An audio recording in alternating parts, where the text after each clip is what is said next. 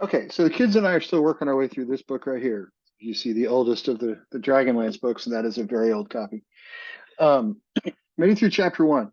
So did a video on the preface to the book, and I think chapter one is sort of sets the tone for the whole story. This thing just moves. I said that before, and I'll say it again to anybody who'll listen. When Margaret Weiss and Tracy Hickman work together, they produce a story that just pops. They don't do anything that's not necessary to the story. They world build through action. It's fantastic. But in this chapter, we meet three main characters. We meet Flint Fireforge, who's a dwarf. He's kind of grumbly. He's like everybody's favorite uncle, who's football team just lost a big game, and he just wants to complain about it. But he's like that all the time. You love him anyway, so that's Flint. You have Tanis half elven, who we find out is half elven, half human.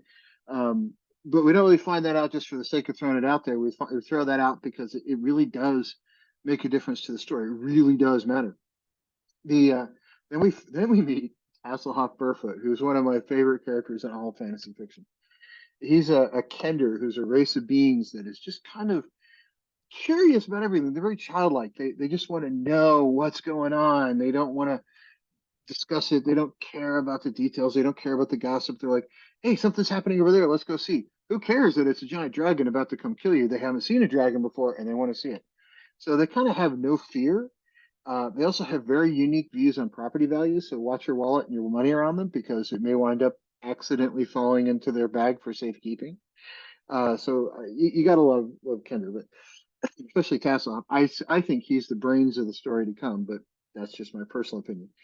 Um, as the three are traveling, the three run into each other on the path that leads into Solus, which is where the Inn of the Last Home is. The inn, of course, is sort of the center point for the entire Chronicles saga to kick off.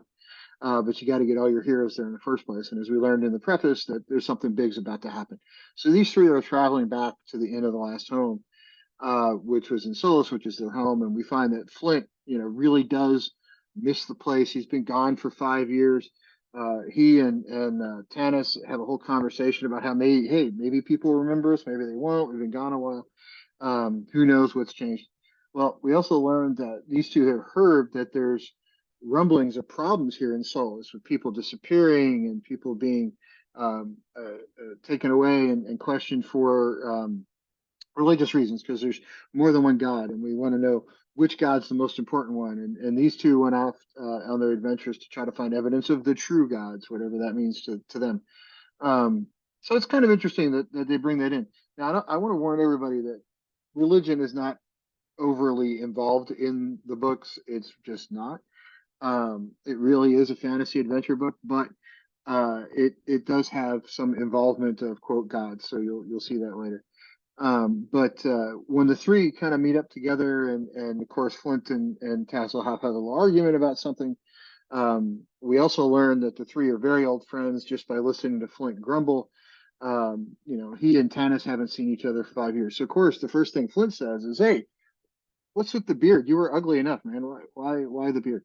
Well, who but two old guy friends would do that to each other, right? And no, we're not talking about my bearded stain.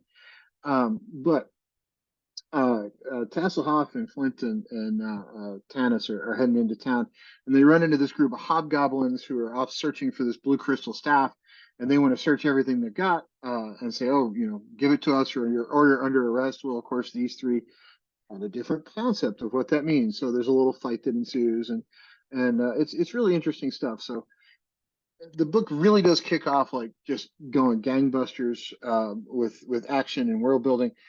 I love this series. I can't mention that enough. Check this thing out if you haven't read it. In my own writing with my books, I try to keep those two in my head as, hey, I do nothing goes in the story unless it actually matters to move the story forward. And that's something I think gets missed in some works of fiction. It's just the way I like to read things. If you prefer something else, that's fine. Totally up to you. But I like it when the story just moves quickly.